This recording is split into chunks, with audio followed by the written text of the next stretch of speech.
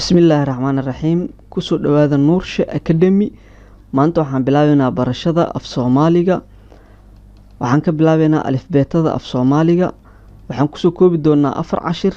Kadibna waxaan u gudbeynaa cashiradii kale ee ku saabsiisnaa barashada af Soomaaliga. Maanta waxaan bilaabeynaa cashirka koowaad, marka isla socod wanaagsan insha Allah. Ba ta ja xa qa aan ku celiyo mar kale. Ba ta ja xa qa waa ba ta ja xa qa. Ba ta ja xa qa. waxaan rajeynaa inaad fahanteen.